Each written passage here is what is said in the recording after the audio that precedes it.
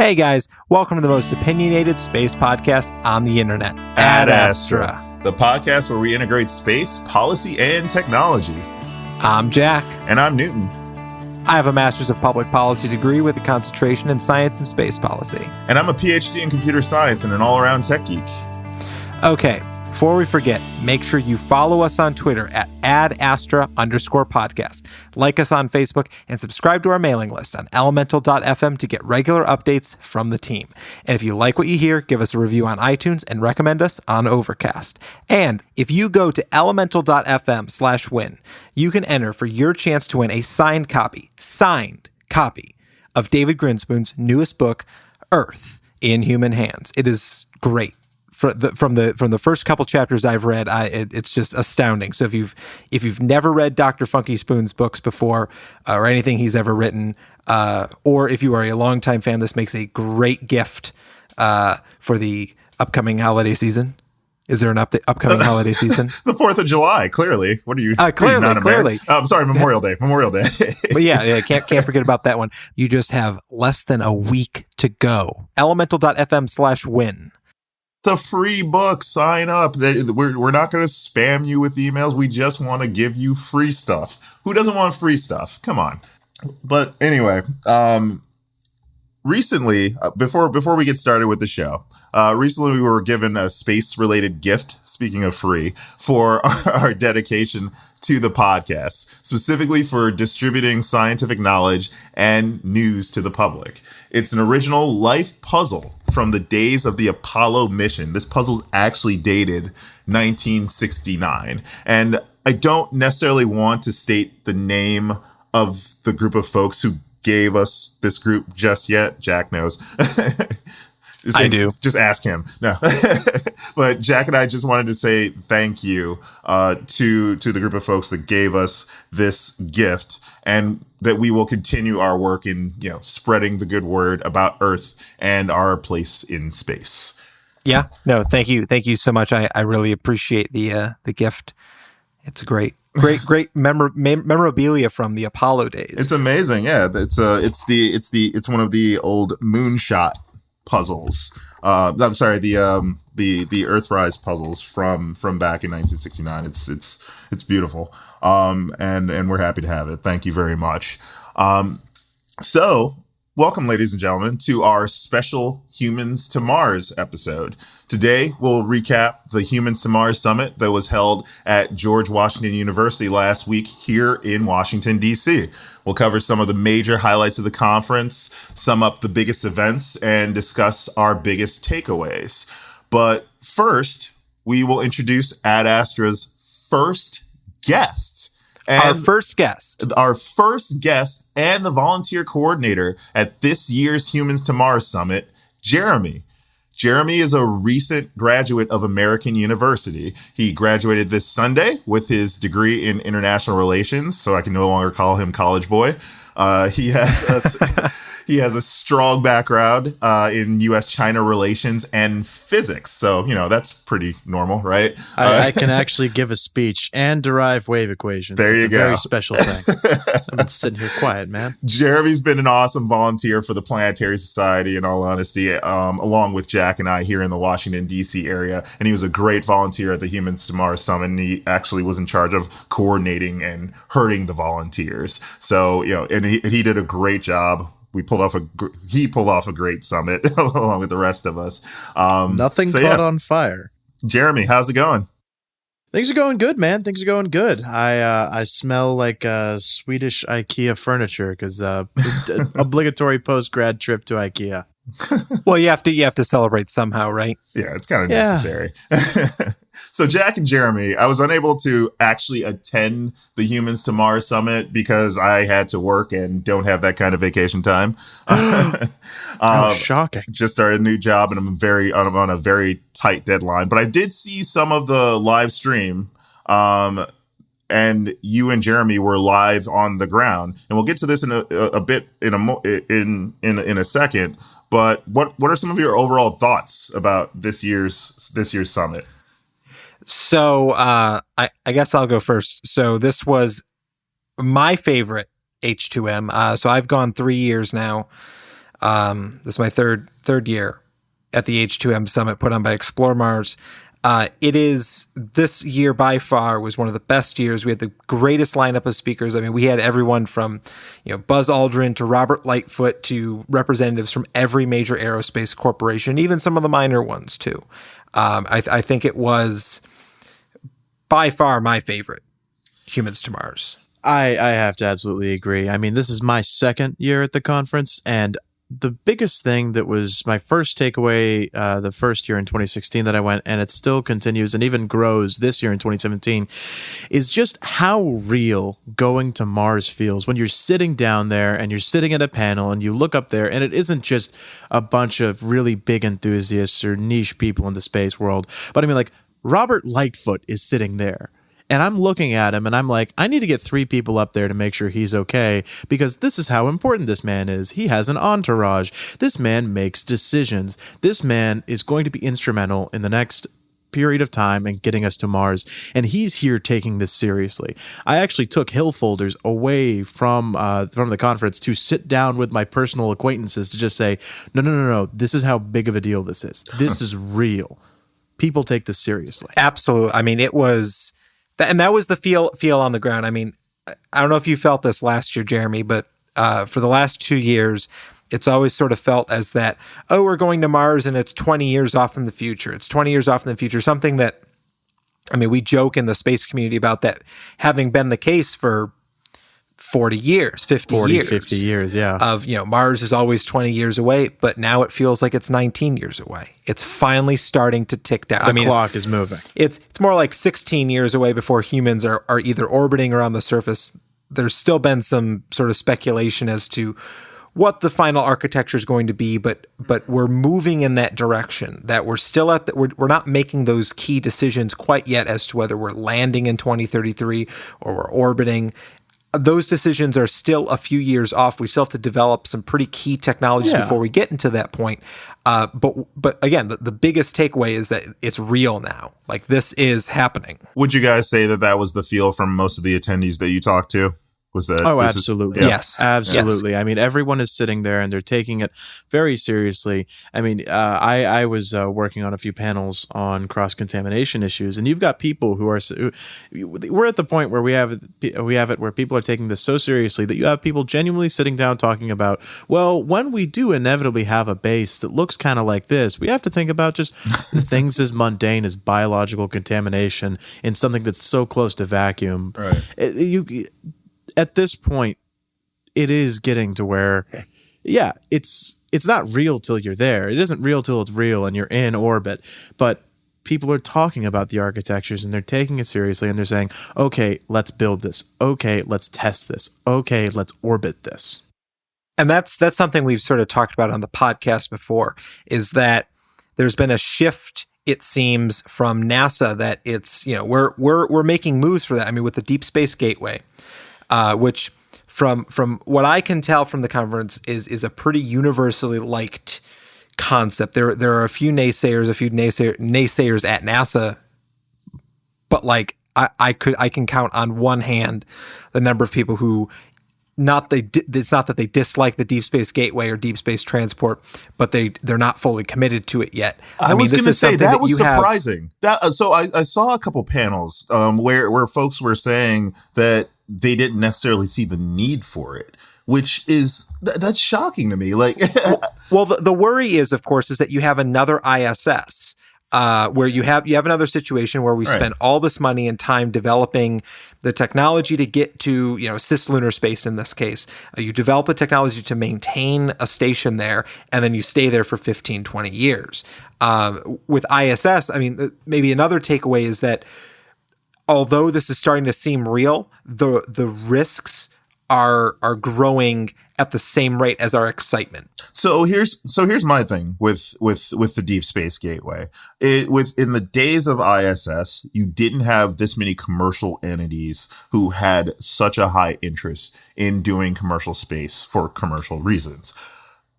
This is something that, yes, the U.S. could launch, and conduct operations in for, let's say, the first decade, or roughly the first decade of its existence, and then slowly hand that off to be a station for, let's say, commercial utility after we've done our research, but still be a station in which we can conduct research for moving both towards Mars as well as beyond Mars. And that's clearly just my opinion, but. And I would include in that beyond Mars, I would include the moon in that too, because if the moon is supposed to be this hotbed of economic activity in 20 years. The helium mecca. Yeah, oh my, don't even get me started. We're running out here. We're running out of helium, Jack. Come on. No, so I will say, how am I supposed to have a funny voice? This is the first H2M in which no one has mentioned helium-3, and I am thankful. I'm like using that little reaction thing on Facebook now, the thankful one, just thankful that helium-3 did not get brought up. That was the headline for Humans to Mars: Jack murdered no one. Nobody died before Jack didn't get arrested for assaulting lunatics. Humans to Mars, no one died. Sorry. Building a deep space gateway. I mean, but seriously though, building a deep space gateway for cislunar space, you could almost fund the thing based on just selling space to private corporate entities. Exactly. And you would have people saying, well, can we add another module? Can we add another one? How much is that going to cost? Exactly. Because there's so many companies that want to get on research in zero G and microgravity. All of the companies that want to get on research for zero G and microgravity, and who want to even have access to some of the area beyond the moon of the solar system. Think about the asteroid mining companies that want to actually get in on this action. Right now, you've given them somewhat of a platform to do some experimentation, as opposed to bringing things all the way back to Earth, or even in some cases launch. Now, we won't be able to launch from the Deep Space Gateway for the most part, but being able to have them conduct certain analysis out there, do things in zero G, experiment with certain things, companies would pay for that. Well, you know what passes through cislunar space at least a couple times every year? I mean, you see it on all the headlines as asteroid passes between Earth and moon, and it's like, well, yeah, there's a lot of freaking space between the Earth and the moon. Right. There's, it's a couple 100,000 miles, but what the Deep Space Gateway allows you to do is it's the next hub, the next economic hub that's going to be developed. By the time we leave ISS in 2024 or 2028, which we'll get into that later, because there was another thing I heard about ISS. Me too. But so after 2028, say, that like the next hub of economic development is going to be cislunar space, because low Earth orbit is going to, hopefully at that point, been commercialized and is profitable, as much as space can be profitable. But cislunar space is going to be the next economic frontier after Absolutely. that. While humans are walking on the surface of Mars, and we have a Europa lander, and Pluto's been visited again, I mean, we're going to have missions to cislunar space, to the Deep Space Gateway, and even potentially missions from the Deep Space Gateway down to the lunar surface by commercial players. And that's going to significantly cut the cost for civil space company or civil space agencies to do research and the things that they do in space. I mean, because the government's not interested in making money. I mean, they're interested in doing the things that commercial can't do. So that's Right. doing the science, doing the imaging, the remote sensing. Whereas commercial is specifically focused. I mean, unless you're Elon Musk, you're specifically focused on making money. And cislunar space is going to be the next area. Which then that opens up this whole swath of options, from the asteroid belt to Mars to trans-Martian space. I mean, there's so much more that Don't you get open us started up there. about the Jovians.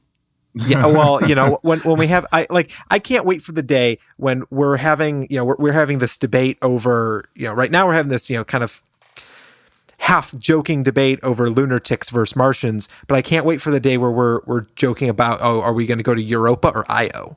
Yeah. Or Europa and Ganymede. Like Yeah. I can't wait for that debate. I mean, hopefully I'm only going to be like 40 years old, but Which one are you for? I mean, that one seems like an obvious decision to me. But it's absolutely Europa. There you go. All right, man. That's a whole other can of worms, though. And I mean, once we get to that point, even past Mars, there is the huge issue of finding life and cross contamination. And I mean, the moon, nothing's on the moon. We know there's nothing on the moon unless we brought it there. Mars, there might be something there. There probably isn't. Past that, though, we really don't know. And that's going to be, I think things are going to slow down after that. Oh, absolutely. And I think, so Louis Friedman of the Planetary Society wrote this article. Geez, it must have been 5-6 years ago, back when he was with the society, and he talked about how even after the moon, there really isn't much in the way of a need for human presence in the solar system outside of civil. I mean, I'm sort of butchering his words and sort of tying it to my own opinion. I mean, he basically said there's nothing out there past Mars. And I would agree with that on a commercial basis, but everything beyond that is going to be the purview of either the individual civil space agencies or some unified, government, the Federation, if we decide to go that route. Yeah. But that's going to be the purview of nation states, because there really isn't an economic set. There's no economic sense about going to Europa. I mean, right. These are science missions. Yeah, we say that now, but I mean, this will be a question for our grandchildren, our great grandchildren. I mean, is if we stay in the same economic models we stay in now, that is an inevitable question. It really is. And I hope, personally, I wholeheartedly disagree that there's nothing out there economically past Mars. I mean, there are loads of asteroids, there are loads of materials that we just simply don't have access to in reasonable abundance anywhere between here and Mars. And I think it will become an economic question, and I think it'll have to be a conservational question as to where we're allowed to go. Right, and I think the discussion is predicated on the notion that we'll still have travel to these areas in the same way that we do today. Right, once it stops becoming hard to go to, let's say, Titan, do we go there and grab methane? Like that's. If we have people living on Mars, I'm sure the people living on Mars are like, man, we could really use some nitrogen. Can we just steal some nitrogen? Let's do that. And if it's easy to get there, I would agree with that, but I still think that's going to be under the domain of national organization or even an international organization. At a certain point, you're going to have a government that regulates interplanetary travel. I mean, we're getting like really tangential with this, folks. That never happens on this podcast. Just I mean, you are going to need a regulatory body, at the very least, almost an FAA of intergalactic space, to make sure that things don't crash into each other, and that like people are broadcasting on the right frequencies, and that you're not contaminating space. I mean, like there is the planetary protection aspect of this as well, is that like you can't, like with places that are ripe for life, so your Europas and Titans to an extent, and the various icy worlds of the solar system, there is a real risk that if we send a commercial craft there that doesn't undergo the same testing and operations to get it ready for launch, that we could very well contaminate that and ruin all the scientific discovery that could have happened there if we did not send a dirty spacecraft. And I mean, even now, like even our spacecraft that we're sending aren't entirely clean. I mean, there's a reason why we're not just letting Cassini fly around forever. I mean, it's going to crash into Saturn so that stuff burns up, and that we don't have to worry about that. I mean, that's why Messenger crashed into Mercury. It's like nothing could survive on there. We don't want this thing floating around and accidentally land on Venus, and suddenly there's flowers growing on the Venetian surface. I mean, that would be that would be extreme. Yeah, extreme. One in a quadrillion chance. But we don't want that to happen. Absolutely. I mean, like there is a threshold for risk, and a commercial well established. Commercial craft, but it exists. blow that threshold every time. I mean, because I mean, if you're interested in making money, you're not going to spend like the extra like month to year baking your spacecraft and making sure that everything on it is dead or dying. I mean, you're like, I want to make money. I'm going to launch this on a reused Falcon 9 and I'm only going to spend $60 million. Like when it comes to exploration beyond the asteroid belt. So I will edit my statement from earlier that I think that there is an economics model going into the asteroid belt, but anything beyond that, and you're getting into some very dangerous territory. Because also, I mean, then you come up to the question of like the Outer Space Treaty. Like, is that still valid in 2037? I mean, well, in 2037 it will be. We need to rewrite that. Yeah, we need to rewrite that in the next decade. Yeah, we can't have a deep space gateway and have the Outer Space Treaty. And I mean, really, we're talking about how Mars seems so real right now from the international perspective, and that's one thing that I personally really focus on. From the international perspective, is one of the saddest things to think about in the space community, because we have so much push in the United States and we're all so excited about it, and it is very real for us. But you routinely get questions by people in Russia, by people in Japan, by people in India, by people in China. When are we going to get involved? And it's less so coming from China, because the Chinese Space Agency is, while as much as it is still a branch of their military, and so it's very closed behind doors, things are moving there. But in other countries, they see us being able to say, they see us in the United States saying, we're going to go do these things and we're making it happen. And it's very real. Well, but we're still governed by a treaty from back in the 60s. Yeah. Well, you know what one of those countries is the UAE. And I know. I love the segue. You thought you were king of the segues. I must give up my crown. Pretty good. And so Jack was able to catch Saeed Al Gergawi of the Mohammed bin Rashid Space Center in the United Arab Emirates for an interview after his panel about Mars, an international destination that discussed U.S. and international missions and updates from international space agencies. So I think what we should do is take a break, give a listen to this interview with Saeed, and then we'll come back and chat about it. Sound good? Sounds good. Hey everyone, this is Jack with the Ad Astra podcast live from the Humans to Mars Summit here in Washington, D.C. This is day one on May 9th. Right now we are talking with Saeed Al Gergawi. He is the program director for Mars 2117 and the mission strategist for the Emirates Mars mission for the Mohammed bin Rashid Space Center. Thank you for having me. Yeah, thank you for being here. So tell me a little bit about yourself.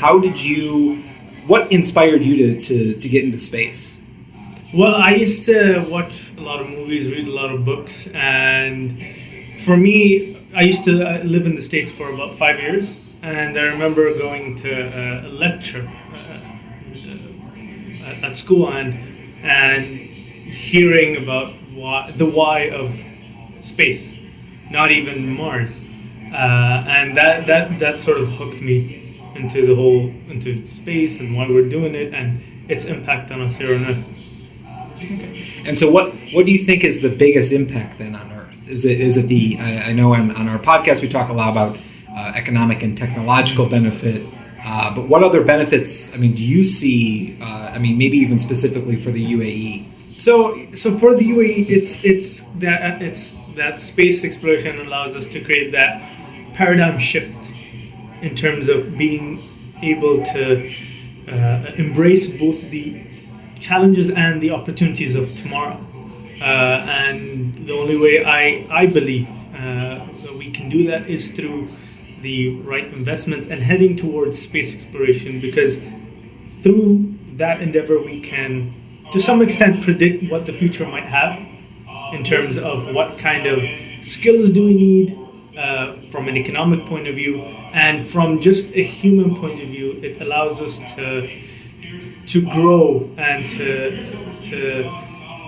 trying to find the right word for it. It allows us to make sure that tomorrow is not a dystopian future.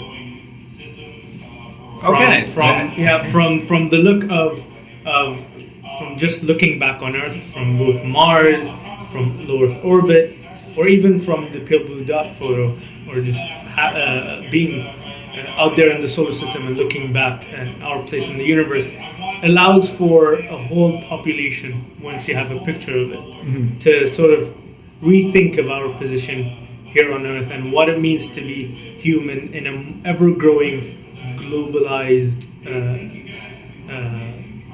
world. So it allows you to keep up, Basically. right? I think that's Yes. sort of the Yes. gist that we're getting here. Yeah. So what, in terms of if of course the United States, that's a huge topic, is what the U.S. is doing. I mean, was $19.6 billion goes to our space program. So obviously we have a big stake in it. But where could you see the UAE fitting in this overall scheme? This, like you said, this globalized effort to get to Mars. Well, for us, we're looking at, specifically for Mars, our national challenges in the UAE is we live in a desert, so food and water security are very important. We're moving away from oil, so energy security is very important for us. But hey, guess what? Those are some of the main challenges of Mars. So if we get to face those challenges on on the road to Mars, we can easily find solutions for them here on Earth. So these are, from the UAE point of view, are the focus points when heading to Mars. Other than the science that we'll bring from, for example, the Emirates Mars mission, from the atmospheric science, and building on, for example, missions such as MAVEN, and providing the first holistic view of the Martian atmosphere. Okay. So it's all puzzle pieces right now. Yeah. Right. And it's we're bringing it all together, and that's, I guess, sort of what this conference is supposed to symbolize, is that there are all these moving pieces, but there's developments being made.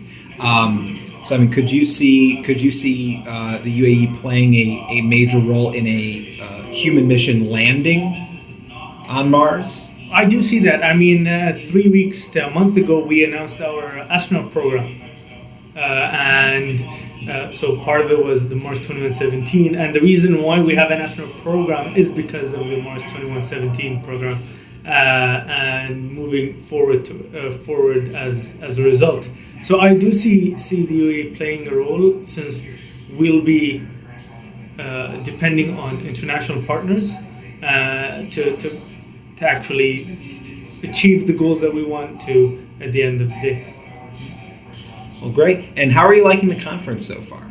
I really like it. I haven't been to any similar conferences that is Mars centric, and it's a pleasure to be here. And I'll make sure I go back home and get some folks with me. All right, awesome. To the next summit. Or hey, H2M UAE. Oh, sure. Why not? Why not? Bring us out there. No, Sure. So thank you for coming. Thank you for interviewing with me. Thank you for having me. It's great to hear that space is not solely an American enterprise, that it goes beyond borders, and it really sort of, like you said, the same issues that we're facing on the way to getting to Mars, these energy issues, these technological complications, can have impacts here on Earth. Mm-hmm. And I mean, that can mean literally millions to billions of jobs. Yeah, for people. And millions to billions of lives saved as a result of us just going there. Absolutely. So make sure you tune in next Wednesday for our full recap of the Humans to Mars So Summit. part of that got dark. Just a little bit, just a little bit. But I thought that was a very interesting take on cooperation in space and the international case for space. And what I really loved about that chat was that he talks about how hard the mission is, but he also talks about the scientific benefit for his own country, which is, I mean, that's I don't like to always highlight the notion of spin-offs and how we should just be doing this entirely for spin-offs, but you really don't want to underscore that. You really don't want to undermine that point, is that you're getting so much science that comes from solving these hard problems. I mean, like the hard problems that we were talking about last week alone with space Ethernet, you know? Oh gosh, absolutely. I mean, you think about the unique ecological conditions in the UAE and surrounding nations. Everything we need to go to Mars is going to immeasurably improve their quality of life. It's going to make living in those areas, feasible moving forward into the future. Absolutely. Yeah. Well, and then it also I guess, so this was part of our conversation, or my conversation with Saeed, as well as our conversations outside of that, was Mars and this journey to it can really be used as a diplomatic tool. I mean, not only do you get these technological spin-offs and the economic benefit that creates in your region, but it's a diplomatic tool. I mean, you can use those economic benefits to help a pretty destabilized area for many reasons. I mean, it's a very destabilized area for an umpteen million reasons, but space and the development of those capabilities can be used to solidify the commitment of governments to its people, which is it's a thing that is very much lost in a lot of states in the Middle East. Absolutely. I mean, something that we sort of talked about, me and Saeed, candidly, was that people in America want a nice paying job, 5 days a week, 9 to 5, good benefits. I mean, people all over the world want that. They want to be able to provide for their families and their community. I mean, that those are pretty standard values across the human race, that you provide for yourself and your family and community. And right now, with the problems facing the Middle East, both environmental as well as sociological, manifest themselves economically. So if you're able to solve the economic problem, you lay a foundation on which you can build a societal response to some of the bigger challenges facing the region.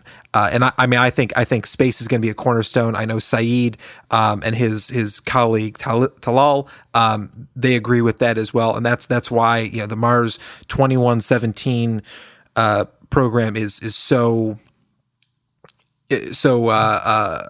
captivating, I think, and I think putting that 2117 sort of, it removes them from the other people vying for Mars. I mean, U.S. we're talking 2033. The Europeans might be saying 2040. Russia might be saying 2 years from now, and Elon's saying 5 years ago. But it adds in another player in the race, while not really making it a race. It's no longer a competition. It's, hey, they have mutual interests. It's, if you're the United States, you're like, hey, I really want to solve the problems in the Middle East for my own national security reasons. Hey, there's this country that has quite a bit of money, quite a bit of societal weight across the Middle East, and they want to go to space. I can absolutely use that as a bargaining chip at the table. I mean, we did that with Russia. We did that with China. I mean, we've done that with many of our major adversaries and many of our major adversarial conditions, is we found where our priorities can meet theirs and work to form a solution based on that very solid foundation. And I think with the UAE Space Agency rising in prominence across the world, I think that's going to be good. And then also you get the commercial space benefit that's going to help develop low Earth orbit and develop cislunar space, because I mean the UAE is like prime launch location. I mean, like near the equator. Yeah, absolutely. Not really much in the way, not much to the east.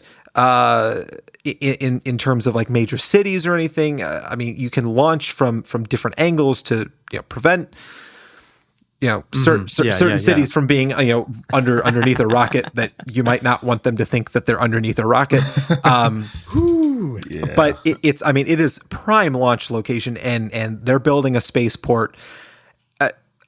From what I hear, I don't know exactly where it is or if they've even started construction on it, but I'm not sure. If they build a spaceport there, and already Virgin Galactic has committed to flying out of the UAE, I'm sure SpaceX and Blue Origin will also offer rides, trans Martian flights out of UAE, out of Dubai. The notion was that, the notion was that Abu Dhabi would build a Virgin Galactic backed space port. Apparently this was planned back in 2014, and I haven't seen any real recent news about it, so I'm not sure exactly where it's gone. There hasn't been much recent news in terms of Virgin Galactic anyway. Oh, yeah. But that's neither here nor there. Yeah. Going back to the nation states, though, really, when you see, we're seeing, the only people we're really missing is the Chinese to come out with a firm date for when they want to go to Mars, because right now they have their Tiangong station set, where they're going up to Tiangong 3 in the 2030s, if I remember right. And that's going to be a station that's comparable to the ISS if you take it down to a single nation state scale. But you see all of these nations coming together saying, let's go to Mars, let's go to Mars, let's go to Mars, let's go to space.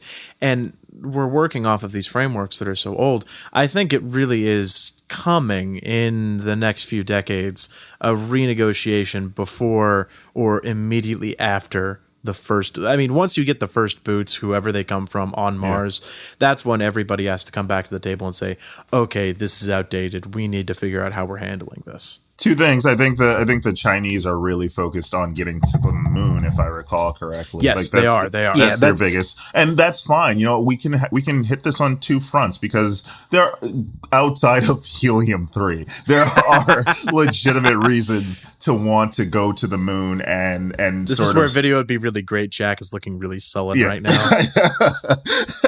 There are legitimate. I just have this. I have this visceral reaction to helium-3. I'm allergic to helium-3. There are legitimate reasons to want to go to the moon and sort of build up that, for lack of a better term, space playground that we're going to have that includes the Deep Space Gateway. And it's just it's a way of having something that's outside of low Earth orbit that you can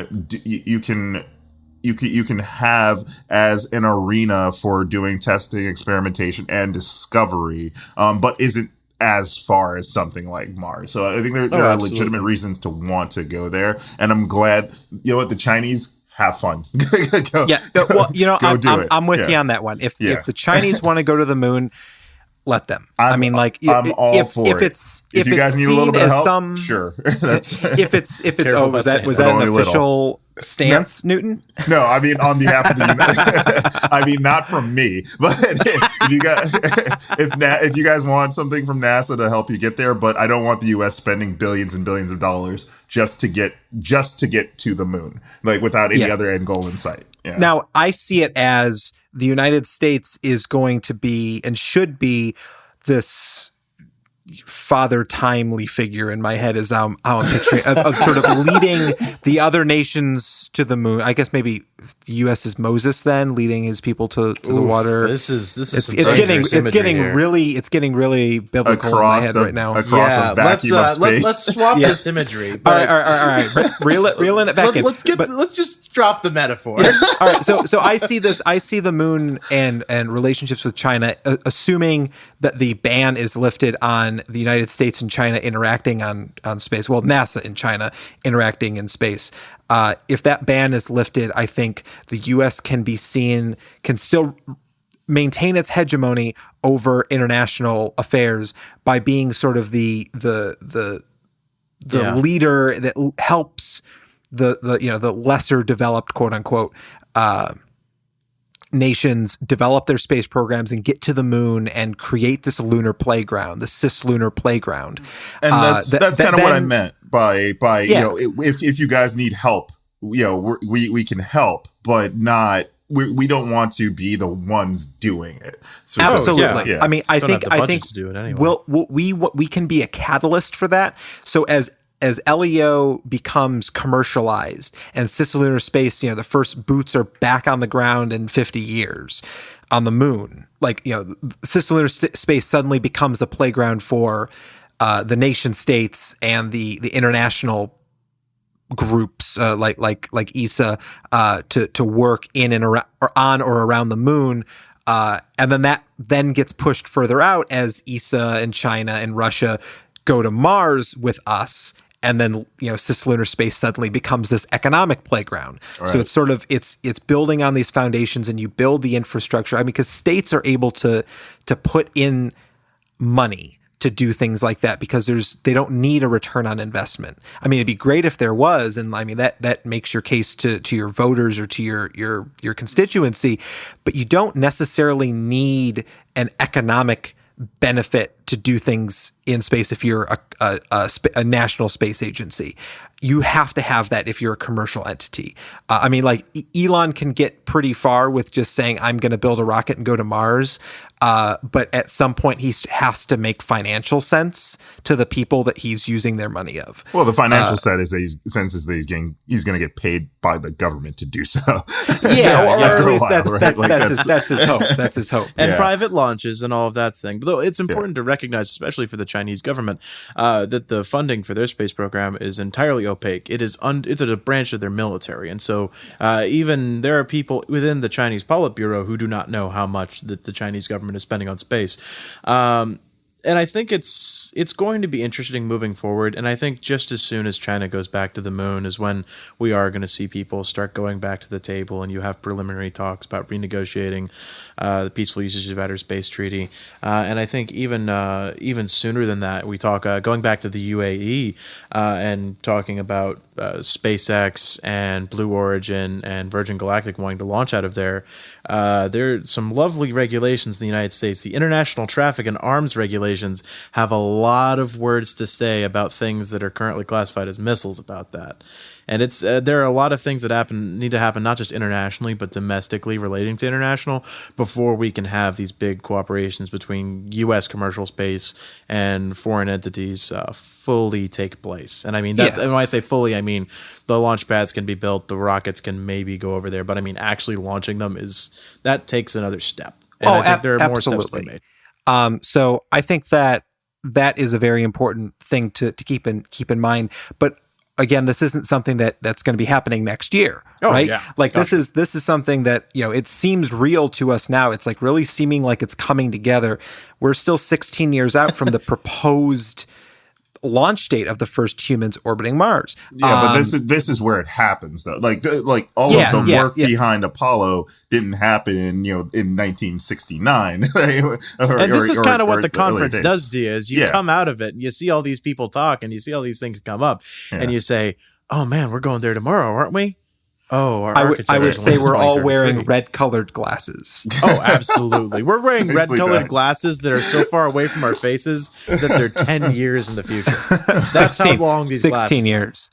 But so I think that actually might be a good segue. Yeah, 16 years. Well, no. In the we have to create this international support for this for a mission to Mars. We need to build upon prior treaties and agreements and really sort of create this international framework, this legal framework. You're talking about participation by other countries. I am talking about participation by other countries. And this, I think, leads directly into my conversation with Janet Ivey of Janet's Planet.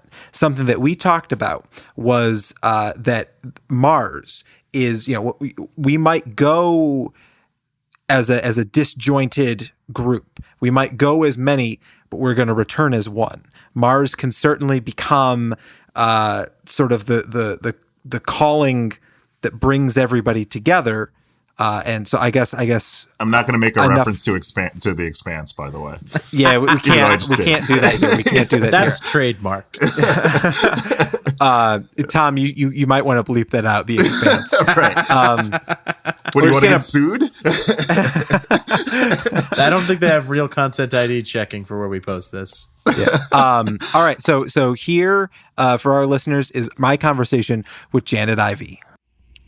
Hey everyone, this is Jack of Ad Astra, live in the morning at the Humans to Mars Summit in Washington, D.C. at George Washington University. I'm here with Janet Ivey of Janet's Planet. It's great to have you here. Thank you. It's a good morning, and it's been an incredible conference. Lots of great information, and I always love coming to the space conferences because I inevitably learn something I didn't know before, and that just gets me very super excited. Well, it excites me too. So we talked about this last night. Let's just cut to the chase. Talked about this last night. Why Mars? For me, why Mars, really, it's like my favorite Gene Roddenberry quote is, we are on a journey to keep an appointment with whatever we are. And, as I was walking in, I get stopped by a grandmother who's an usher here at the Lisner Auditorium. And she's like, no, wait a minute. I heard you say something, and my 12-year-old is like really interested in going to Mars. And the rest of, she was really wondering, the grandma was like, I've told my granddaughter, it's like, no, you are not going to Mars. You're going to stay right here on Earth. And her granddaughter says, grandmother, by the time we get ready to go, I don't know if you'll still be here, so I'll get to do whatever I want. But it's like I posted something on Twitter this morning. There's a little third grader named Z Lon, and she wants to be a future astrophysicist.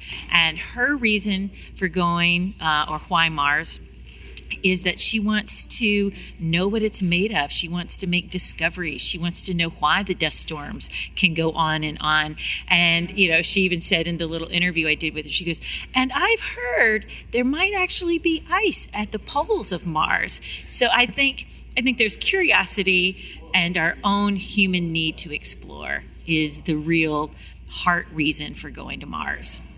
Yeah, absolutely. And I know this is something we've talked about and has sort of come up here is, why are we going to Mars? We have so many problems on Earth. And I think that's something that, I think everyone in the room has sort of made this realization that it's by going to Mars, by doing space exploration, we help the people on the planet. But what does that mean? What does that look like on the ground? And you've done some stuff in schools specifically that's exactly that. Well, and it's interesting when I will bring this up now. I will tell you that kids K through 5 all want to go and are ready for the adventure and that sort of thing. You move up to middle school and they've experienced a little more of life, or life has been a little more unfair, their realization of that. And so I'll hear this from the kids. We've got too many problems here. We shouldn't be spending the money there. Or some kid will say, we shouldn't be going to war. We should be going to Mars. But the most interesting of things that I hear middle schoolers say or agree upon is that if we go, we will have to be, or it is going to propel us to be a better human, a better soul, a better species. And so I'm very captivated by those thoughts, because I wonder too, because it's not just going to be the U.S., it's going to be our whole entire world collaborating and going. So we go as one. We did this activity on Tuesday with about 40 Girl Scouts, where we can basically ask them to create the flag that we would plant on Mars, keeping in mind that we, again, are going as a united front, not just as one country. And it was really beautiful. My favorite is this kind of half kind of gray and black person, this half kind of white and tan person, surrounded by this globe, and the thing they wrote on there, it was all in one in all. So I do think that even kids think that there will be something heroic about going that direction. And should I keep going? We can hit pause. Anyway. Yes. So back to our conversation. Yes. So on Tuesday night, So on Tuesday, the first day of the Human to Mars Summit, we invited students. And so we had about 40 Girl Scouts come. So on Tuesday, the first day of the conference, we invite students to attend. And so between 4 and 8 p.m., we had Girl Scouts come. And so they were able to listen to some of the speakers, and then they went back with me to do some hands-on activities. And one of the things that I asked them to do was to create a flag that we would plant on Mars. But keeping in mind that it won't just be one country, the U.S. or China or Russia, it's going to be humanity. So what would the humanities flag look like? And it was lovely and thoughtful. One little girl did a flag that says humans, and she wrote it both horizontally and vertically, and she used all these different colors, and she explained to me all the different colors represented the diversity of the world. And I was like, this is a 9-year-old, right? And they get it. And they get it. They super get it. And then there was 2 girls working as a team, And they did this amazing, like it was an earth and there was green. And so it was lots of like, beauty and life. But in the center, they did this kind of human that was black and gray on one side and white and tan on the other. And the words they wrote on their flag was all in one, one in all. And when you go to that kind of soul depth, and these kids are mainly, 9, 10, and 11, you have to think there is something deeply profound and within us that we already know that we are super interconnected and that there is some great endeavor. And I think maybe that's why Mars is such a captivating topic and something that we all want to do, because I'm wondering if innately down deep we go. It might even be going as one, coming to a place that, I love the theory. I know scientists haven't exactly proved this, that possibly something hit Mars, and as Earth was forming, some of the Martian kind of elements became, earthen and molten, and maybe we are already Martians. By the way of some adults acting these days, we truly, some of us a little might. out of this world. But I think I find great hope in the children and youth of today. And I just want to be an advocate for them to keep dreaming and thinking, because they are the ones that will carry out all the dreams, all the things we've heard at the Human to Mars Summit. It's like, a lot of these people have spent 20, 30 years of their career trying to get the propulsion right, trying to get the trajectory right, trying to figure out the human factors and what we can do, planetary scientists, wise, or how do we protect Mars if we go there and we don't dirty it up like we dirtied up our own Earth. So I always think that it's like, as we look out to exploration in all these various places, it's always with an eye back to Earth, because the benefit of us going could totally revolutionize medicine as we understand it, totally cure diseases in ways we'd never thought possible before. So it's aspirational, and I think it's really doable. And it's like, I hope in my lifetime, even if I'm a granny, that I will see some of the kids that were sitting in this auditorium on Tuesday be those first boots on the planet. Yeah, that'd be absolutely amazing. The next generation are the Martians. Yeah. They really are. Yeah, you're right.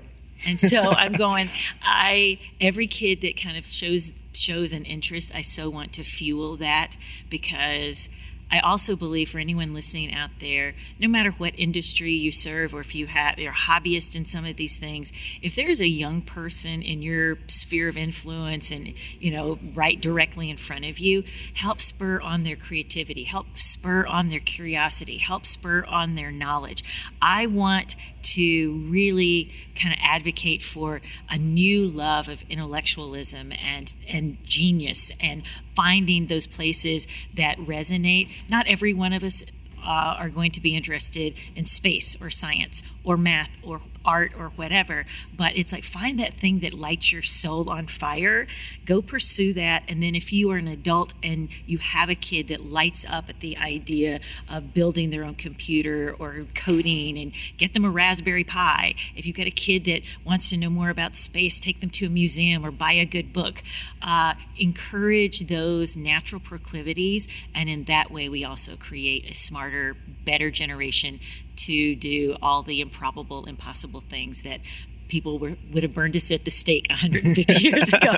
Well, that's sort of what I'm getting from here today, is it takes all kinds to get to Mars.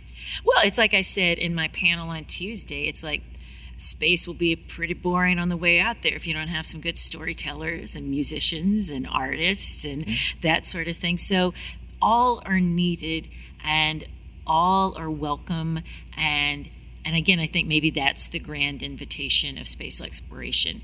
It's like, nobody gets really left out. Like, if you want to dream it or be it, it's like, whether you're sitting in mission control and you're like, I like being earthbound, I will sit here and I will give you the coordinates, or if you really want to don that suit.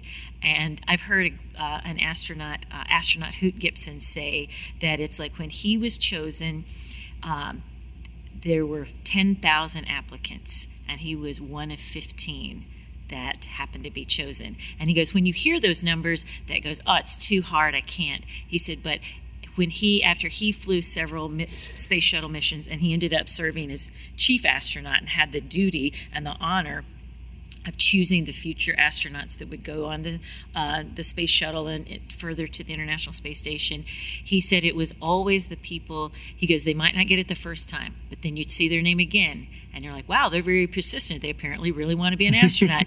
And when you hear Don Thomas's story as an astronaut, he applied 4 times before he got accepted and became an astronaut and flew several space shuttle missions. So again, I think about my own self. If anybody would have told me when I grew up in small town, rural West Tennessee, that one day, Janet, you will be sitting in Washington, D.C., and people will want to know what you think about how we can educate kids, I would have gone, what? You're kidding.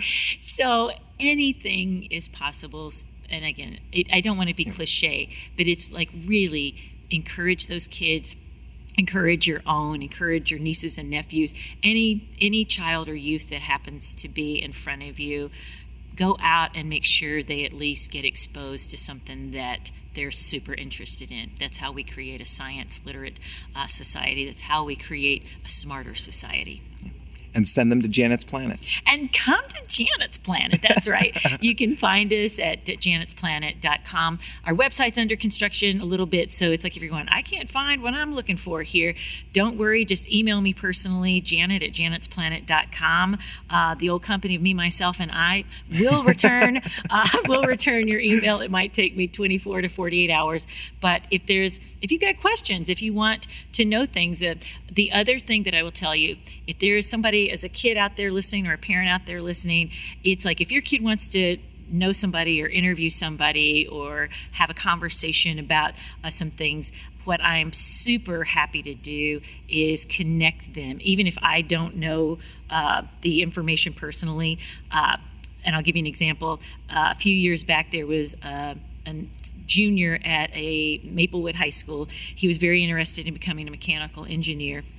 And so I sent him, I didn't know he had also some ideas about space. So I emailed my friend Mike at SpaceX and said, Mike, would you mind communicating? He's got some questions that I have zero ideas of how to answer. So here is a kid in Nashville who's 17 connecting with an engineer that's working at SpaceX, and they had a lovely conversation about what this guy was doing. So if you have a question, if I can't answer it, I'll try to connect you with somebody that can. That's what we like to say is, we might not know the answer, but we know the person that does. Right? And that is what I like to call the Good People Network.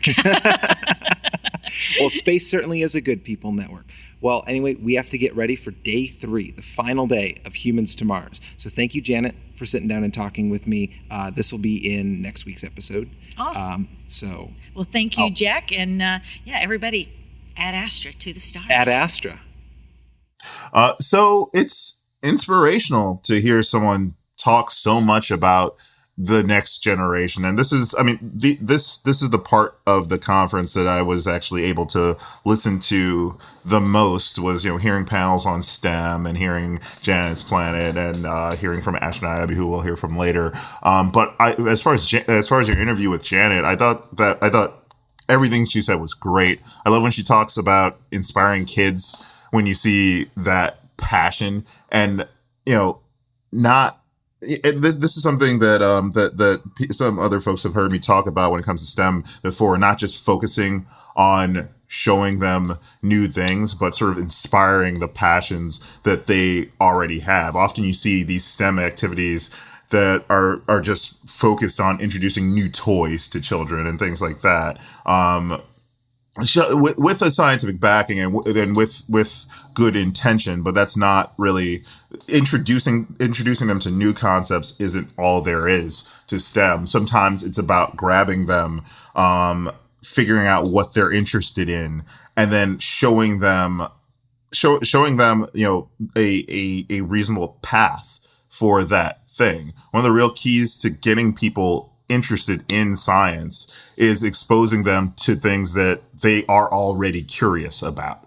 If they're very passionate about a particular subject like math or science, they'll latch onto those things that are related. You just have to present them with that path. One of the reasons that often well-to-do children, for instance, grow up to be scientists, is that the opportunities, those opportunities in life are present to them because they have a plethora of options and a plethora of school programs, right? So if they like math, they understand that that there's a clear path to them going and becoming an engineer, or a clearer path. I won't say it's 100% transparent, But they know that it's there.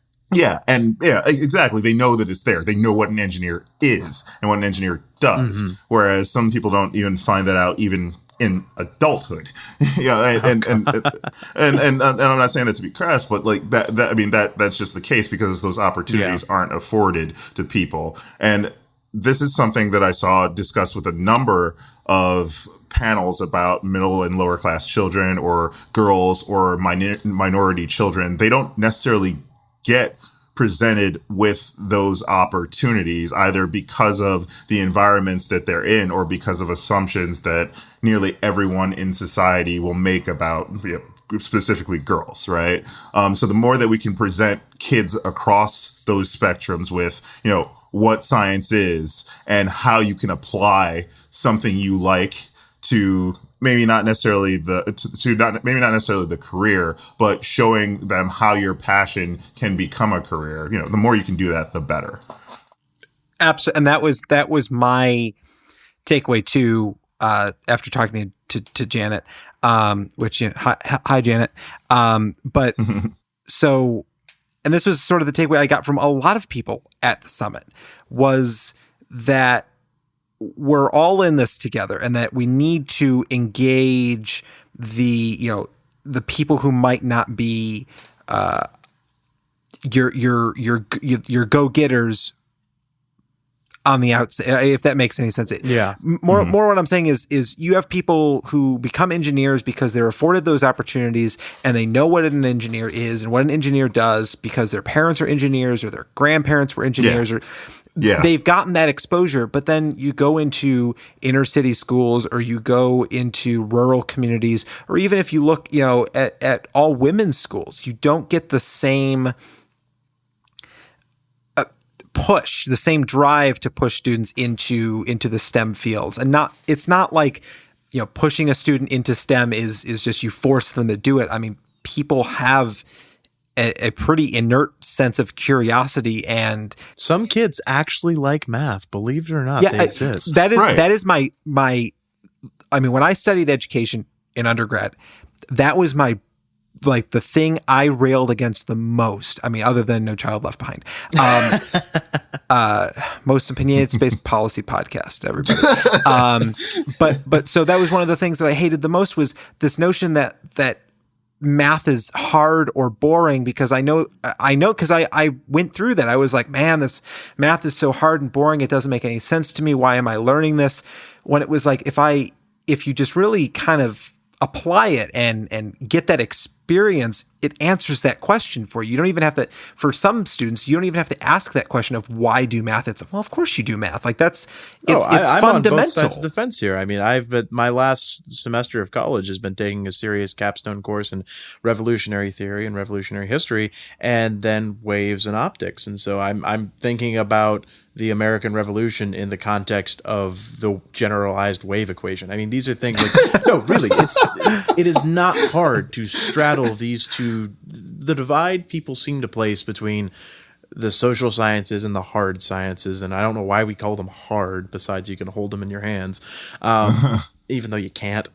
There's not as huge a gulf as people think. And really, Mars is for everyone. And we do a disservice, not just to our goal of getting to Mars, but we do a disservice to the entirety of humanity by not ensuring that every possible person who wants to go, who is able to go, who is able to learn and able to contribute, and ensuring everyone has equal access to contribution, goes. If our engineers are entirely white, cishet old men, we're only playing like 10% of the bench. Like, if we're going to get to Mars, we need to be operating at maximum capacity, and that is done by engaging women and engaging communities of color and engaging your non-standard, quote unquote, normal engineers. You're the people that you would expect to be an engineer, because they don't need help finding that. They're already afforded that opportunity by their status in society. What we need is a push for these minority communities to be brought into STEM. Okay, so yeah, and Jack, I think that's a great point, but I think there's a slightly just to dig into that a little bit more. I think one of the key issues too is that it's not just being exposed, but kind of going after, once you see a child being interested in a particular subject matter or having some faint interest in a subject matter, trying to dig a little deeper and figure out exactly what aspect of that subject matter the child is interested in. So, for instance, you were saying, and you were railing against, how people just talk about, how math is hard, right, and how difficult math is. But the broad term math covers so many different subject areas, like it's not like math is just this is just this one thing that an individual studies and knows and knows everything about. Math is composed of different sub areas, calculus. Are you good at geometry? Are you good at algebra? I'll tell you right now, I hated geometry, coming up. Like, that was just not my thing. Yeah. Like, my introduction to proofs was just not nice. But as soon as I got to algebra, which is something that, had someone come up to me and talk to me in maybe the fourth or fifth grade, they would have immediately known that I had a hardcore interest in algebra. And when I actually started looking at everything algebraically from that point on, through trig, through calc, so on and so forth, using algebra to help figure those things out, that's when I found out that I had a real, true passion for mathematics. But that came through a combination of just kind of accidental discovery, and then people being there to introduce these concepts to me. And accidental discovery is something that we can't control, but people being there is something that we can control. I think we're going to look back in about 100 years and ask ourselves, why did we just let people fall into these fields, as opposed to going out and trying to find, kids that are interested in these things, plucking them from every school system and attempting to illuminate the subject matter further and introduce them to new parts of these fields that they actually might be interested in. So what you're saying is we need an education system that follows through on its promises to students. Most opinionated space policy podcast. An education system. Any policy podcast. An education system, but to some extent, it's the job of the mathematician, the scientist, the engineer to go back into these places, to give back. Not even necessarily because it's the morally right thing to do. You should do it because it's the morally right thing to do. But at the end of the day, wouldn't it be better to have more engineers, more scientists in whatever space that you're operating in to carry on the work that you're doing, right? Isn't that, isn't the overall point to be able to continue this work and to continue the work of discovery, right? Like, you should have a desire to want to go back, specifically because it's the morally right reasons to do. But if you want a practical purpose, to go back and help build the next generation of scientists, engineers, mathematicians by introducing kids to all of these opportunities, all of these options. So, because regardless of where you grow up, you're going to have a limited view of what any particular subject matter is. And the more that we can expand that view, the better it is for everyone.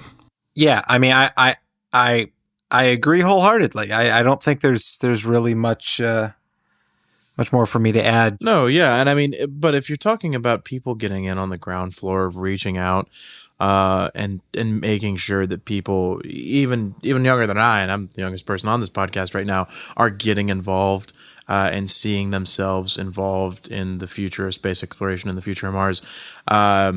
premier example of that is Astronaut Abby. And Jack, you did an interview with her at H2M. Is this guy the king of segues now? What's happening? We have 3 awesome segues in one episode. You gotta have me back. I'll make sure these happen every episode. Hey! You're stepping into my territory now, all right? And now you're killing the segue. But I mean, really, if you're talking about somebody who's championing this sort of idea of going back, not even going back, she is stepping up and trying to bring other people with her. Really, let's roll the tape on that. Hi, everybody. This is Jack with the Ad Astra podcast here live at the Humans to Mars Summit in Washington, D.C. I'm here with Abby Harrison, better known as Astronaut Abby. Hi, Jack. Thanks so much for having me on the podcast today. I'm excited to be, speaking from the Humans to Mars conference. Yeah, and we're excited to have you here. It's a great conference, a huge turnout so far with a lot of awesome speakers. We just saw Buzz Aldrin speak, which was, of course, awesome as always. And you actually got to talk to him. What did you guys talk about? Yeah, so Buzz is always a pleasure to chat with. We met last year at the Humans to Mars conference as well and have talked a couple times since then. Today we talked about, he was basically just giving me some advice from one explorer to another about interplanetary travel, which is a sentence that I never quite thought that I was going to get to utter. But so we talked about what future missions to Mars might look like in his opinion, and he's very much a fan of the concept of a pre-mission, a test run, if you will, on the moon before we go to Mars. Using the moon as a proving ground, sort of as to prove out the his cycler thing that he always, the cycler is to try and develop this Earth independent technology, and especially for Buzz, the cycler, which is his preferred method of space travel. Yeah, and we've sort of seen that. We've been following very closely the Deep Space Gateway has sort of been the latest iteration of NASA's journey to Mars, although they're not really calling that anymore. But I know you have a panel later today, and what specifically are you going to be talking about? So my panel is titled Women Paving the Way to Mars, and I'll be speaking with Ellen Stofan, who was the head scientist for NASA, and we're just going to be talking a lot about both my own journey towards hopefully becoming a Martian or a Mars astronaut someday, and what it means to get more minority groups involved in STEM and space travel. So especially talking about how we can excite and influence young women to take an interest in STEM. And that's all. We've already started to see a shift towards that, of it going away from the plain white male astronaut and it being showing a very diverse astronaut corps. And your documentary certainly covers that. And with the Mars generation is something that you're very passionate about, right? Absolutely. So one of the things that we're fortunate to see is that in the latest astronaut selection class, it was half male and half female, which hopefully we'll see that kind of a trend continuing in the future. Yeah, certainly. So 2 more questions. One, what is your favorite NASA mission? That's a hard question. I mean, there are so many good ones. I would say that my favorite NASA mission is actually the Cassini mission. And part of that is because one of the lead scientists on the Cassini mission, Richard French, is one of my professors at Wellesley College. And so we get to hear him talk about it all the time. And he tells us these great stories, both about the mission and about the planning and being selected to help with it. And it really puts into perspective how important all aspects of space travel are, not just the astronauts, but really everyone involved. All right. And second question, when are you going to Mars? Hopefully in the 2030s. So right now I'm an aspiring astronaut, which means I want to be an astronaut. I just wrapped up my 2nd year of college in my undergraduate. And so, watch out in 6 or 7 years and I'll be applying to the astronaut corps. And then from there, it's all about when NASA decides to go to Mars. From there, Ad Astra to the stars. Exactly. Well, thank you so much, Abby, for joining us on the podcast. Always a pleasure talking to you, and I'm really looking forward to your panel at 7:00. Thanks so much, Jack, and thank you to all the listeners for listening. And just a quick plug before we head out here, which is that if you're interested in STEM education or space exploration, you should head on over to the marsgeneration.org, which is the nonprofit that I run, and check out all the cool stuff that we have going on over there. Yeah, So, every single one of our listeners will visit the Mars Generation. Listen, guys, you have to do it now. That's quite a claim to make. I hope that they can prove you honest in that. They On the line they now. have yet to let me down. That's good to hear. Okay, well, I appreciate that affirmation then. All right. Well, you heard it here first. I will continue with my interviews here at Humans to Mars, and look out every Wednesday for a new episode. Thanks, everybody.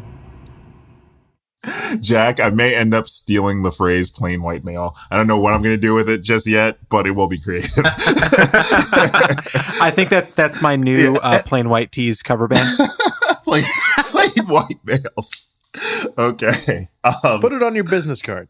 I do love the notion that Buzz has been talking to Abby and kind of opening himself up to her and just kind of teaching her, even if it's not necessarily the most official capacity, but just seeing, one of the major astronauts from our first big journey trying to give inspiration to someone who we know and are rooting for, being a part of the astronaut corps in the future. I think that's a beautiful thing. Yeah, I mean, as someone who was in the room, so if you saw Buzz's Twitter shared a picture of him with Astronaut Abby, there were three other people in that room. Two work with Buzz, and the other one was me. Like, he, not just so the photo that they took together. I mean, that was a at least 10-minute conversation that he had talking to her about how much he wants to inspire the next generation and how he wants her. He charged her with inspiring the rest of the world and the rest of humanity with her message of, we can go to Mars and we can use that as the stepping stone for social progress, for economic progress, for technological progress, and for scientific progress. I think. This goes in with our conversation with Janet. This goes in with the conversation I had with Saeed, and all the other conversations that Jeremy, you and I, and Newton, when you decided to show up. I just showed up. By the way, I just showed up for the reception, so I was just there for the party. well, you did volunteer at those. I did. I helped out once I got there. I made sure he staffed those and didn't just drink wine. Yeah. Well, I mean, he kind of did both at the same time. Yeah. But okay. You want me to stand by this door? Not without a glass of wine. Let's. But back to the point of Astronaut Abby, though.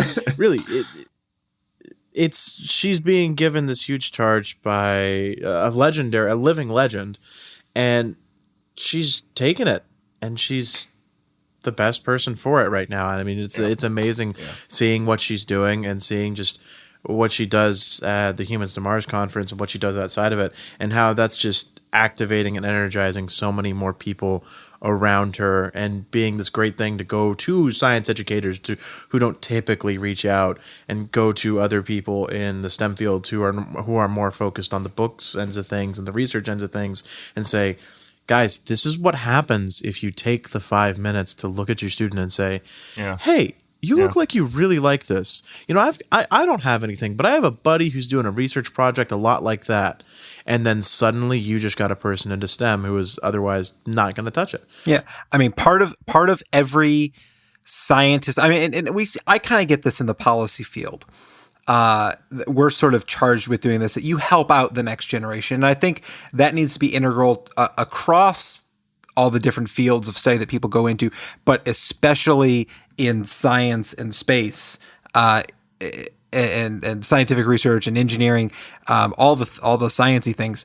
That part of your job description should be you go out and you inspire people. I mean, the Astronaut Corps alone is one of the best brands the United States has to inspire future generations. I mean, it doesn't even matter like if the astronaut even went into space. It's like, oh my God, that's an astronaut. Like, they have a verified Twitter account. Like, that is so cool. I even freak out whenever I meet an astronaut, and like, they're heroes. They are. I mean, they really are. I mean, they are exemplary human beings. And I mean, this is a conversation as you heard with I had with Janet, that they're starting to represent the the American public more. We have to be careful, though. We have to be careful because, getting scientists into the classroom is a great idea. Into the classroom, getting them in front of kids to inspire kids is a great thing. But you also have to be careful when it comes to. Scientists aren't the best communicators in all respects, right? I mean, absolutely. The ones that we see on TV are obviously the great communicators. That's why they're on TV. So I think within that regard, there are ways that the greater scientist and engineering population can help. They just kind of have to be guided towards that, and that's what organizations like the one that Abby mentioned, the MarsGeneration.org.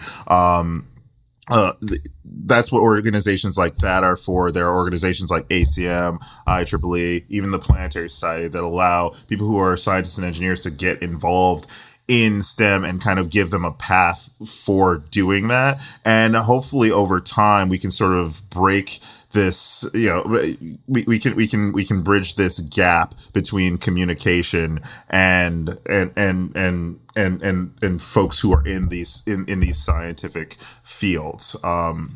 Another thing that Abby, that I thought was great, and this is one of the few panels that I got to sit in on because it was after 7:00, was Abby's panel on women paving the way to Mars. Just seeing. Oh yeah. Yeah. Her and Ellen Stofan. Yeah, her and Ellen Stofan. Yeah, just seeing both of them talk and touch on these very real issues that happen with women getting involved in scientific fields, and the issues that you have to face when no one in the room looks like you, or people in the room have trouble relating to you, and you're the one who has to sort of be the representative of whatever your demographic is. That's kind of the touch point where I can relate to where I can relate to on that. Obviously, I don't have all the experiences of a woman, but as a black male, I was definitely able to relate to some of the things that both Ellen and Abby were talking about. And it was great to see the little girls in the room who were just inspired by their conversation as well, and the cute questions that they asked and things like that. One of the things that she mentioned in this interview, though, was the Mars cycler. And I wanted to take a second to chat about that, so we can have some buckle up, folks. Buckle up. Is this buckle up for the cycler? Is this our latest in tech? Yeah, we'll have some semblance of a latest in tech section. And I'll do a high level of this, and maybe next time I'll do a deep dive, because this has been recently explored by some researchers back over at Johnson Space Center, and as well as at JPL back as recently as 2015. I saw a recent paper on it, but we'll give you a little bit of the history about it. So back in 1985, Buzz Aldrin presented the notions of both the lunar cycler and the Mars cycler. The basis of both of these is to have a transport. That's what this cycler is, a transport that hosts a spacecraft, and have that transport periodically pass close by the Earth and either the moon or Mars in an orbit. It would use gravity assists and occasionally propellant powered corrections to maintain its trajectories between the two. And if the fuel required to reach, the idea is that if the fuel required to reach a particular cycler orbit from both the Earth and the moon or Mars is modest enough, and the travel time between the two along the cycler is reasonable, then having spacecraft in the cycler can provide an efficient and regular method for space transportation. Yeah, and that's crucial in any plan for having routine, efficient contact between the Earth and any point is crucial for colonization. Yeah. Well, that's what the shuttle tried to do, right? And I think succeeded in some aspects of being sort of almost routinizing space. Yeah. Routinizing transport to space. And what the cycler does, it takes it a step further, and it's almost like it's a shuttle. It's a bus route. Right. It's right. I just got to wait another 3 months, and then the the Mars One is gonna. Well, maybe we shouldn't call it the Mars One, but the Ares one, can't call it that either. The Mars Express? No, we can't call it that either. Okay, somebody get on good Mars names, but no, completely. And then somebody call Andy Weir. Let's in the comments of this post on Facebook, give us your name for what the Mars Cycler route would be. Would it be? I mean, because we can't call it the Red Line because I don't want WMATA to have anything to do with this. No, we don't. How would it catch on fire in space, Jack? How would it catch on fire in space? All oxygen atmosphere. Oh God, no, not Apollo 1. But what Buzz is pitching is to have two of these, at least that I believe that's what he was pitching during the conference. This is from me reading about this maybe 2 years ago. But I missed the live stream of him talking about it at the conference. But what he was pitching was, to have two of these, where you would have one cycler traveling an outbound route from Earth to Mars in about 5 months, and another Mars cycler in a complementary trajectory that would travel from Mars to Earth also in about 5 months, and just kind of having them wrapping around each other in what they call a sinusoidal trajectory, which it's a really fancy figure eight. Yeah. It's not. Yeah. That was my. I'm the policy guy here. I don't really understand. Yeah, I did policy too. I could teach you if you gave me 10 minutes. Really, it's not that hard, Jack. I don't know any of this semiotics. So, Jeremy, you're a policy guy who was just talking about wave equations. Calm down. No, I can do both. Get you a man that can do both. But yeah, I think it's a really neat idea. I think you might run into. I'm just wondering how that idea kind of how it falls apart a bit once our orbits start to shift away from each other. But overall, I think it's an interesting notion to at least explore it. There obviously was talk about doing it back in '85 with the lunar cycler, but now since Buzz. We can say has an interest in Mars. I think his focus has been on describing it as a path to go to Mars. Apparently, it was mentioned in his science fiction book Encounter with Tiber. Yes, Tiber. Yeah, yes. Tiber. Yeah. So, yeah. I mean, it's an interesting orbital mechanics question, but at the same time, it becomes one of those ones where sometimes the answer lies not in the hard math, but in the soft reality of things, where the orbits between the Earth and Mars are going to fall out of close trajectory periodically. Right. That's a great time to put one of the cyclers in orbit hard around Mars and an orbit hard around Earth and say, okay, let's do some refurbishing. And then in 5 months, when we're closer back again, run the bus route back again. But my question is, and they say that, that it's supposed to take a modest amount of fuel, but, how much fuel is it going to cost to slow it down in that case? Like, That's not a simple problem. Well, if you start mining helium-3 from the moon, swear to God. If we just steal Phobos and Deimos and put them in parking orbits, that's brilliant. Building spacecraft within asteroid. We're reaching for those red tinted glasses again. Right. The Mars cycler, I think something similar to that idea is integral in colonization efforts, and it's inevitable. We need to have constant routine contact. And it's an interesting orbital mechanics problem that is probably somebody at JPL is probably waking up every day and has been waking up every day for the last year doing the numbers on this. Or since 1985. Yeah. Or since, Buzz probably does the numbers every night when he Well, goes like I said, the most recent paper on it, and we'll put it in the show notes, was published in 2015. I may do a deeper dive if I can find a more recent story on it. But the folks at JPL and Johnson have been actively exploring that notion. So it may be something that we may report on in the future. So stay tuned for future episodes of Ad Astra. So I think maybe as we start to wrap up our discussion about H2M, maybe just a couple points. I mean, like, I just want to go back to this idea that it all seems so real. I mean, we're still talking. I mean, we had over an hour already of us just talking about everything, about all the tangential stuff that goes along with a mission to Mars. So there's a lot more conversations that need to happen. And something I did want to mention is this is one of the sort of disconcerting things that I heard at H2M was that this was the first time I have heard anybody utter the year 2030 in relation to ISS. Really? In what context was that? The context was a conversation. It was the Moon versus Mars panel.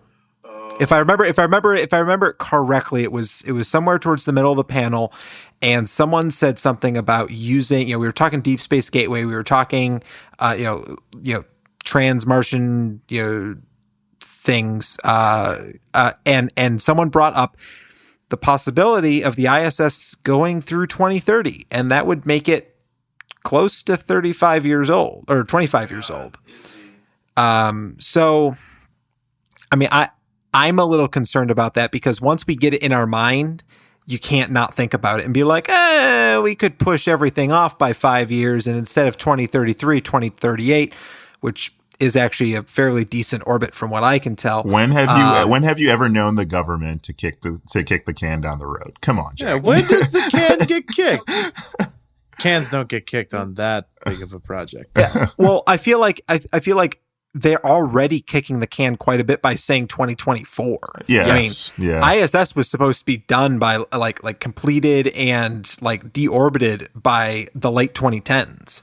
Well, the issue has been there hasn't been anything commercial to replace it, but I think within the next decade that's going to change drastically. I think You're so. going to see an International Space Station replacement come about either under the purview of individual nation states, thanks to cost saving efforts on the part of private corporate entities, or you're going to see just pure corporate, privately owned LEO stations. I mean, like, look at Bigelow Aerospace, the B330, I think is what it's called, Yeah. is their current module that they're developing to build. It's not inflatable because that would assume that there's expandable. It's expandable. It's not inflatable because there's no air outside of it. Expandable activity module. Yeah, so it's basically this thing that goes up really small and then it expands in space and they fill it up with gas, and that gas is things that we can breathe, and then you can have people there.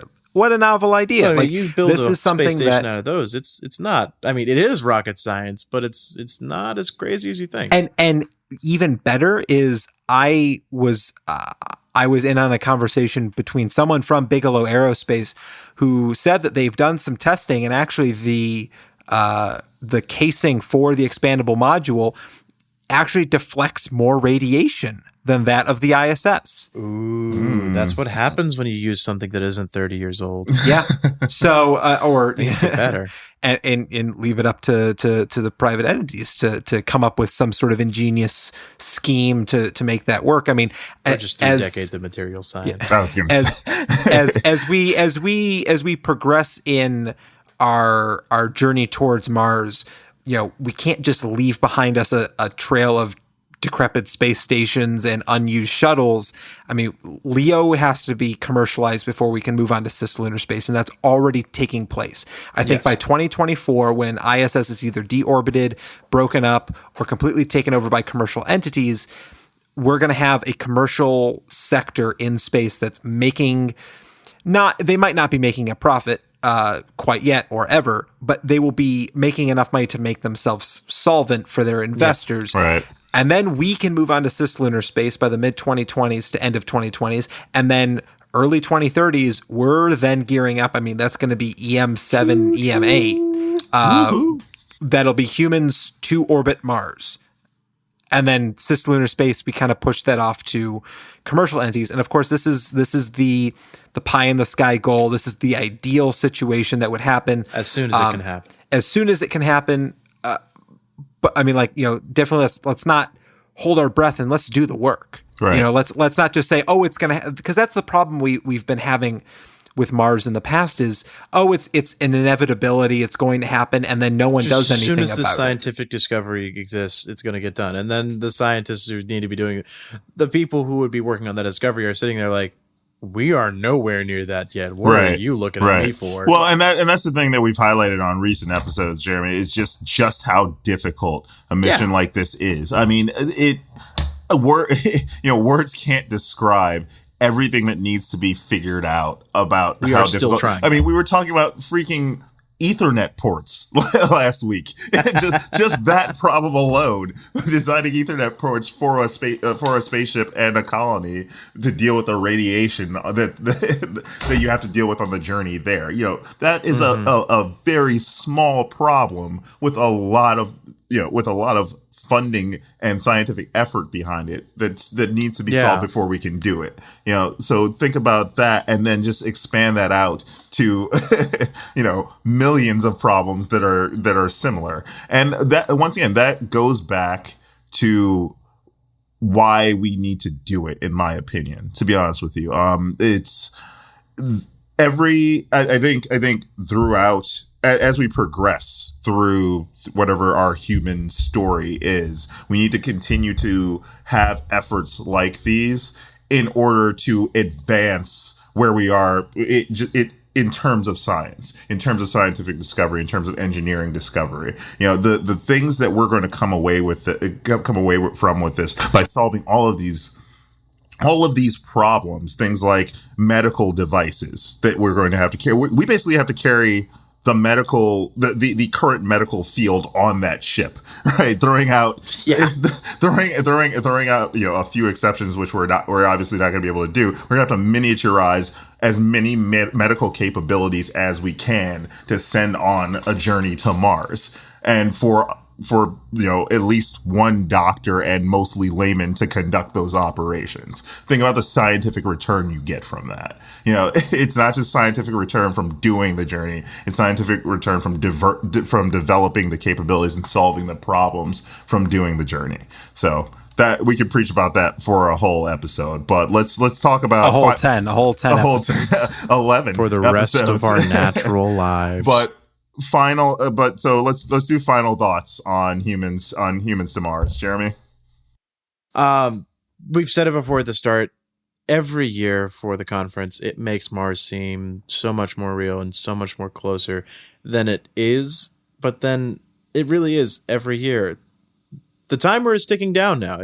Last year it was 20 years. This year it's 19. I really enjoyed when you said that, Jack, because things are moving now. And my takeaway from the conference has been that this is gaining in importance. This is gaining in notoriety, and things are happening. And we're getting in on the ground floor of some really beautiful discoveries and missions that are happening and that are getting major figures and major interest and major funding behind them. Jack? I don't really know what else I can say. I mean, it's just mind-blowing that we're actually here. We're at this very critical point in the journey to Mars, which I don't know if NASA even wants us using that anymore. No. I don't know if they haven't come up with a creative hashtag yet. Yeah. But we're running out of hashtags, guys. Like, come on, we just got to do it. Like, stick with one thing. I've got one more thing. We go back to how we're talking about now the ticker is going down and we're counting the years. And I can just in the back of my head as we're saying all of this, I can hear old timers saying to me, the young kid in the room, oh yeah, it was like that back in the 80s too. But at the same time, you didn't get the UAE sitting there saying, no, we're going to go to Mars. It's on a very long timetable, but we're going to go to Mars. Right. You didn't get ESA saying, yeah, no, we'll probably go to Mars too. You didn't get Lockheed Martin. You didn't get Boeing. You didn't get all of these big people coming together and saying, no, we're going to Mars. Well, I mean, because that's the difference is back then, I mean, I don't want to draw too much criticism to our podcast, but the way that we did Apollo was a mistake. I don't think we'll do an episode on that eventually. Yeah, we will eventually. I mean, I can talk about that at length. My idea for that, but I just think that the way that we did Apollo was so disconcerted with everything else that was going on at the time, and that could have gone on at the time in terms of space exploration, but it fit the mold at the time. Mm-hmm. The geopolitical situation of the time, but in terms of the overall strategy of getting humans out into the cosmos, it was a mistake.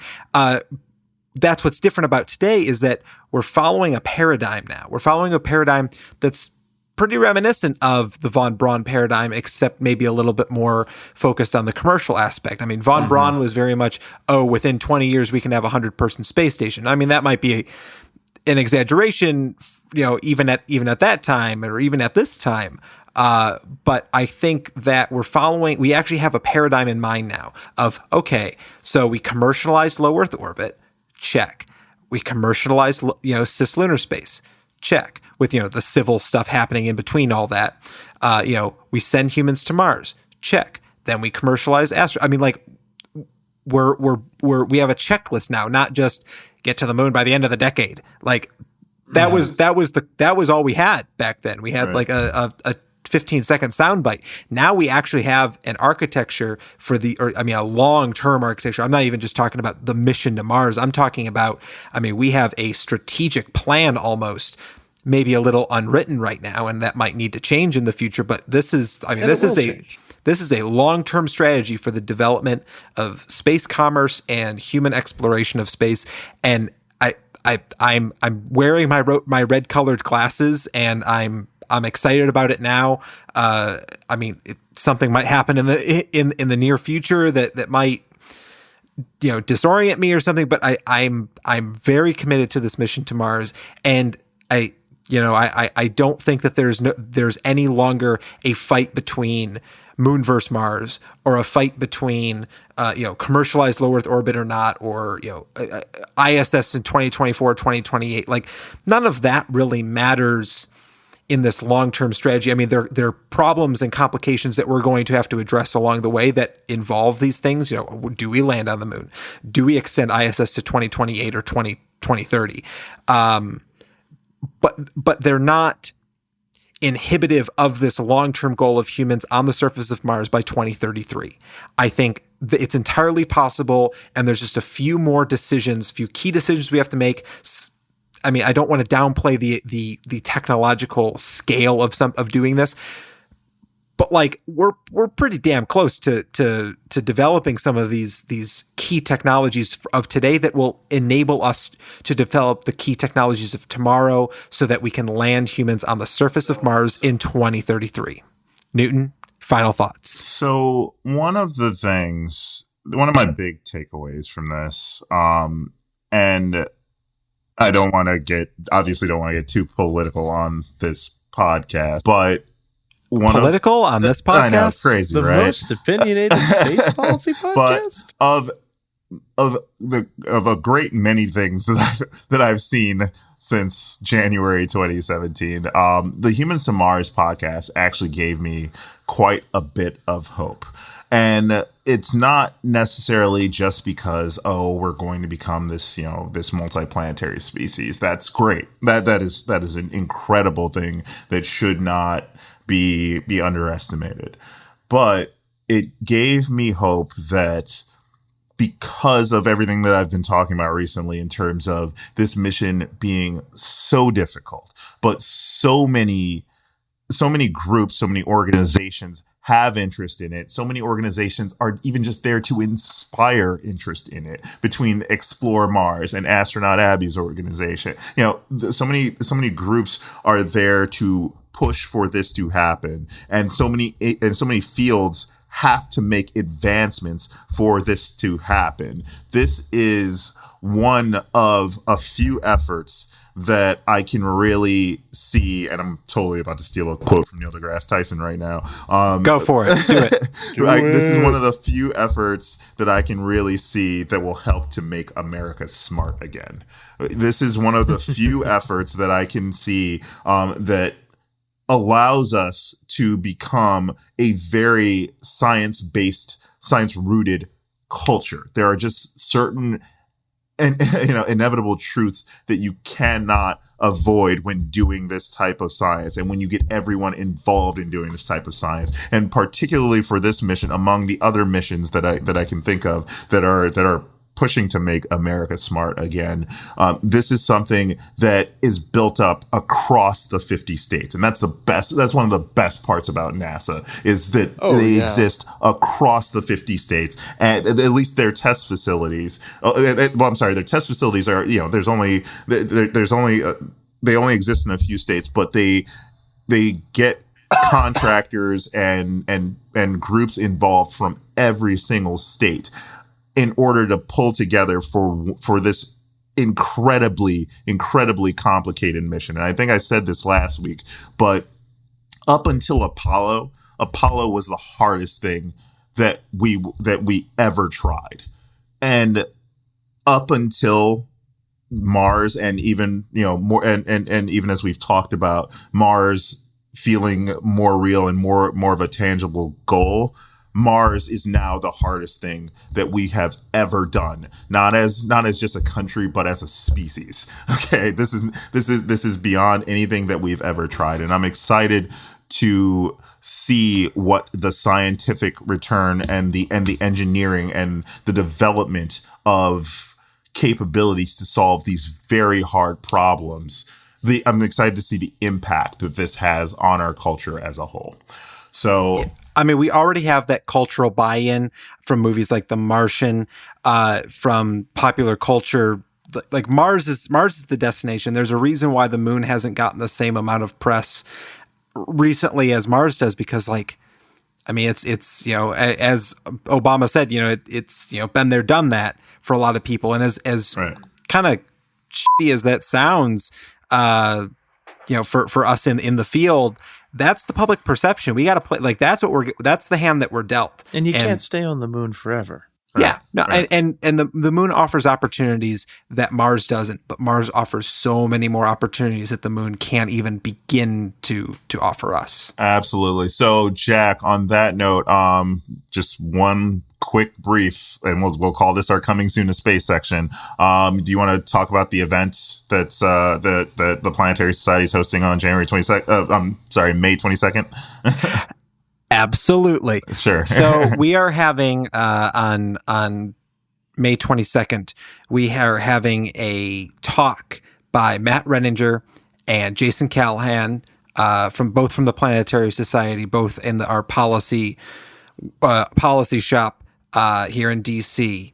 It's not an actual shop yet, but both of them we're going to be talking about space advocacy, past, present, future ? It is going to be a very lively conversation, I think, about the history of space advocacy, where we're at now, what are the key decisions that we have to work towards, and what is the future? In 2024, what is an advocacy program going to look like?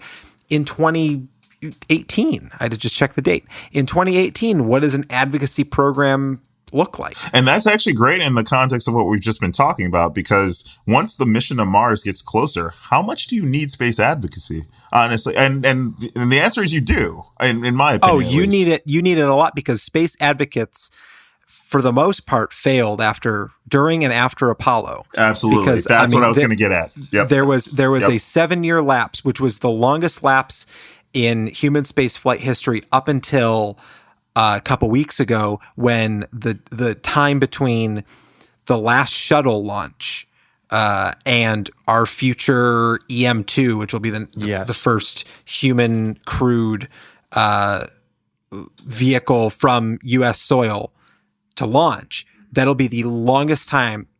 That and the 7 years after Apollo-Soyuz, that'll be the longest time that it's been since humans have launched on an American vehicle into space. And it's critical that doesn't happen again after Mars. I mean, like Mars needs to be, it needs to be a concerted effort. There should not be an end date. There should be plans in place by the mid 2020s of what is the post Ares, or whatever the program gets called, post Mars space program look like? Is it a budget of $50 billion and regular cyclers to the moon and to Mars and developing this infrastructure? Or is it you give it all to commercial and NASA takes on a planetary science role and focuses primarily on the icy worlds and outer planets? These are the questions that we need to answer. And if you come on May 22nd, it'll be in room 505 in 1957 E Street, Northwest in Washington, D.C. You will hear more. It's at 6 p.m., by the way.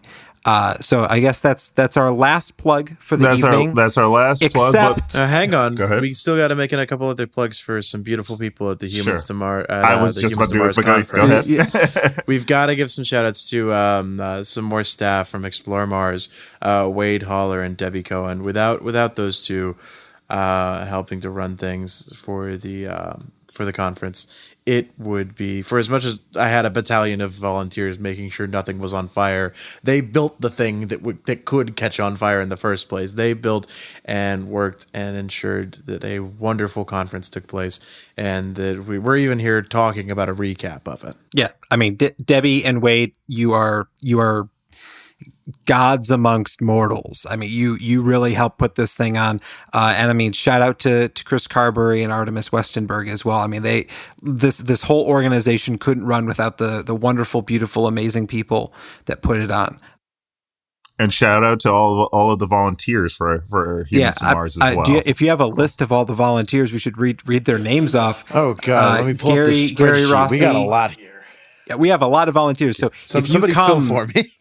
If you come to Humans to Mars next year, it'll be May, I think 7th through 9th is the tentative date. I'm not entirely certain on that, but it's usually that second week of May.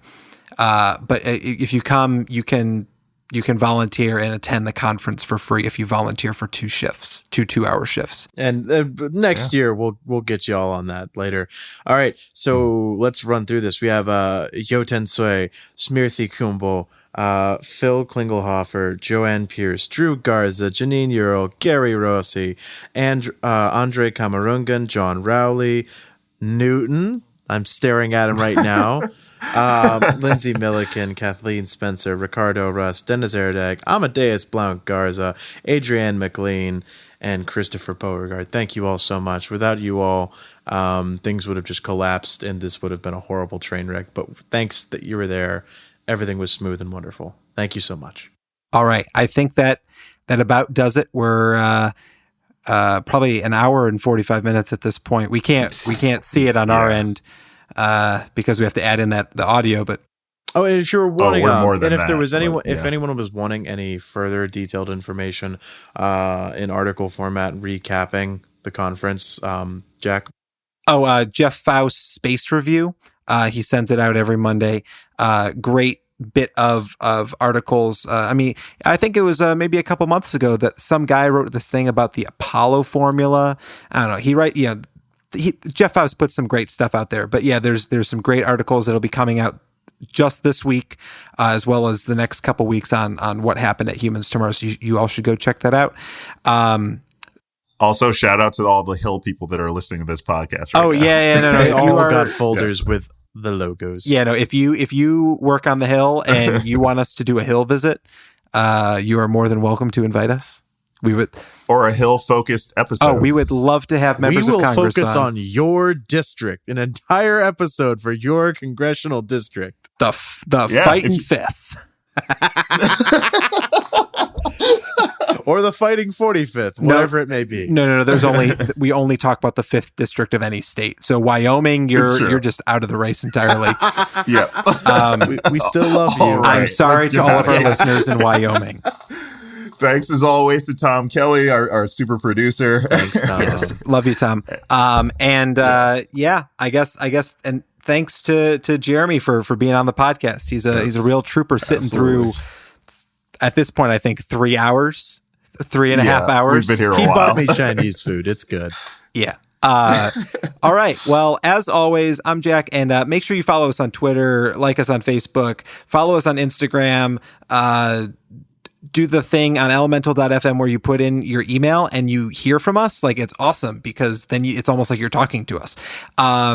And also go to elemental.fm/win. You got to get this book. If you don't even have to win the free book. You could just go get this book. It's a great book. But if you go to elemental.fm/win and sign up through the multiple ways that you can sign up on that site, you can win a signed copy of David Grinspoon's newest book, Earth in Human Hands. It's wonderful. I can't put it down. But yeah, so that is all that we have today. As always, I'm Jack. And I'm Newton. Ad Astra.